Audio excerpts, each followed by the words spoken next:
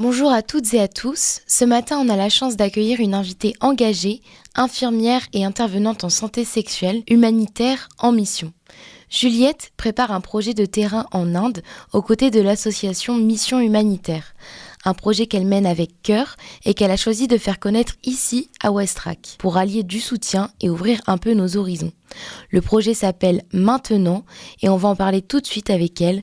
Bonjour Juliette, bienvenue à l'antenne. Bonjour. Juliette, avant qu'on entre dans le détail de cette mission, est-ce que tu peux te présenter en quelques mots pour les auditeurs et auditrices ? Merci pour cette introduction qui est incroyable pour ce projet. Je m'appelle Juliette, j'ai 35 ans, je suis infirmière depuis pas mal d'années maintenant. Et il y a 3-4 ans, j'ai pris la décision de reprendre mes études pour faire un diplôme universitaire en santé sexuelle et droits humains, parce que ce sont des thématiques qui m'intéressaient beaucoup. Et puis suite à ça, j'ai voulu faire vivre ce projet d'humanitaire pour continuer dans mon engagement. Comment elle est née, cette idée exactement ? Je crois qu'en y réfléchissant, alors c'est souvent une question qu'on m'a posée et que c'est pas forcément évident de poser des mots, mais je pense que ça a toujours été là finalement. Je pense qu'il y a plein de manières de vivre l'humanitaire et puis c'est aussi au fil des rencontres. C'est quelque chose que j'ai toujours envisagé et puis ça ne s'est pas fait. Et au fur et à mesure des années, il y a des personnes qui sont venues sur mon chemin de vie, qui ont impulsé cette envie et qui ont permis de le rendre possible. Des exemples de rencontres que vous pourriez donner ? Je pourrais citer, un jour j'étais en festival et j'ai rencontré ce médecin qui faisait partie d'une grande ONG, je ne sais pas si je peux la citer ici, mais on a parlé de longues heures, des projets humanitaires qu'il pouvait porter pour pouvoir apporter une aide aux populations dépourvues d'accès aux soins. Et j'ai fait aussi cette rencontre d'une photographe reporter avec qui j'ai beaucoup échangé sur ce projet parce que forcément, qui dit projet dit peur aussi. Puis on se demande comment ça va se passer, comment le mettre en place. Et voilà, ça a été une rencontre qui a éveillé quelque chose chez moi et qui a initié finalement une réflexion et qui m'a permis de le vivre pleinement. Au niveau de ce projet en Inde, est-ce que tu as des informations à partager ? Où est-ce que vous intervenez et dans quelles conditions ?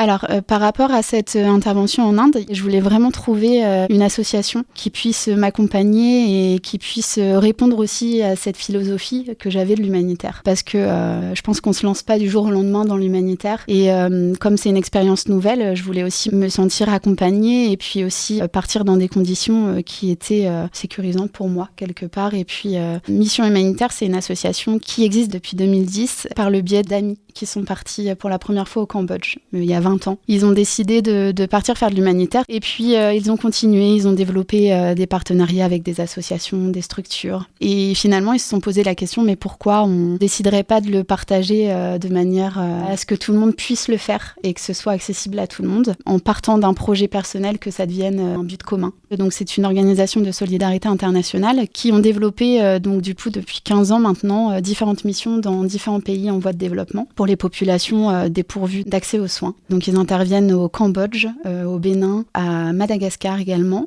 en Inde. Et puis, ils sont sur des missions test au Maroc, dans le nord de Ouarzazate, dans l'Atlas, suite au séisme qu'il y a eu. La destination, en tout cas, que j'ai choisie, après leur rencontre et de nombreux échanges et un week-end d'information et de formation à l'humanitaire, j'ai fait aussi des rencontres que j'ai trouvées incroyables et qui m'ont donné l'envie de partir en Inde. Comment ils interviennent ? Donc, c'est dans la région de Tamil Nadu, dans le sud de l'Inde. Ils ont créé des partenariats avec le département de santé pour pouvoir mener différentes missions. Et en fait, ces missions consisteraient à œuvrer pour des projets éducatifs et au soutien à l'enfance en rénovant des écoles dans différents villages. Mais voilà, en fait, en Inde, il y a ce système de caste qu'on connaît et finalement, ce sont... Les auditeurs ne connaissent pas forcément, ce serait bien de l'expliquer. Alors finalement, en Inde, il y a un système de caste où la population est classée. Il y a des classes sociales, ce qu'on pourrait dire chez nous. Et puis, il y a ces personnes, les intouchables, qui ne sont pas du tout visibilisées finalement dans leur système et qui n'existent pas. Quand on fait partie d'une caste, eh bien, en fait, on ne peut pas évoluer. L'accès aux droits humains, comme nous, on peut avoir en tout cas, c'est pas du tout la même chose pour eux. Il n'y a pas du tout de système d'école. Ce n'est pas le pays même qui va œuvrer pour ça. C'est pour cette raison que vous avez choisi l'Inde ? Oui, je pense que ça en fait partie aussi. C'est quelque chose qui m'a beaucoup touchée. C'est aussi des choses pour lesquelles j'ai envie d'œuvrer tous les jours. Et puis parce que c'est aussi m'ouvrir au-delà des frontières et puis m'ouvrir aux autres. Et je pense qu'aujourd'hui, c'est important. Pour ma part, je trouve qu'on évolue dans un système qui est quand même assez individualiste. Et voilà, pour moi, c'est une manière de contribuer à l'accès aux droits humains pour tous et pour toutes.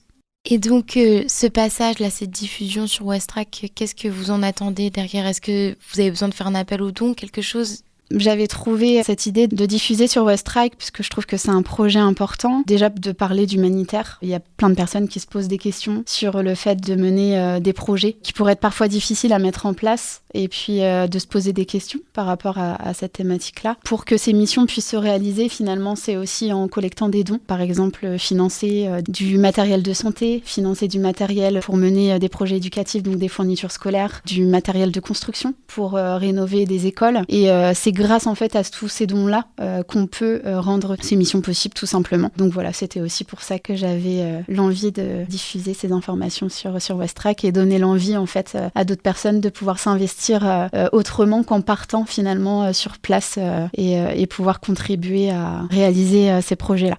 Et donc aujourd'hui, le projet, comment il prend forme ? Est-ce qu'il y a des actions qui sont menées ? Alors effectivement, pour pouvoir rassembler des dons, j'ai mis en place différentes actions. Notamment, il y a une marche participative le 22 juin qui est ouverte à tous et à toutes. Voilà, ce sera très convivial et ce sera aussi une manière de créer des liens. Il y aura d'autres actions qui seront menées. Je cherche actuellement des partenaires qui pourraient participer, en tout cas, à ce projet, notamment des soirées participatives. J'ai quelques idées, mais c'est pas encore vraiment mis en place. Ce sera sur Le Havre ? Je pense, oui, que ce sera sur Le Havre. Oui, oui. Et si on souhaite suivre l'évolution du projet, est-ce qu'on peut se renseigner quelque part ? Eh bien, vous pourrez suivre ces aventures sur Instagram en tapant maintenant, une main et puis le mot tenant juste après. Oui, c'est ça, c'est un peu particulier. Voilà, exactement, il y a un jeu finalement, un jeu de mots poétique. Donc, vous pourrez me suivre sur cet Instagram-là et puis sur différents réseaux sociaux, sur LinkedIn aussi. Juliette Simon, enfin voilà, si vous tapez La Terre porte ton empreinte, vous pourrez trouver le partage de ces aventures. Merci beaucoup Juliette pour ton temps, ton énergie et ton engagement. On te souhaite évidemment le meilleur pour cette mission en Inde et on suivra ça de très près. Pour ceux qui veulent en savoir plus ou soutenir le projet Maintenant, rendez-vous sur Instagram. Le compte s'appelle @maintenant avec des underscores entre chaque mot. On vous mettra toutes les informations en ligne sur le site de la radio et bonne route à toi Juliette. Merci beaucoup en tout cas pour votre accueil et puis pour votre écoute.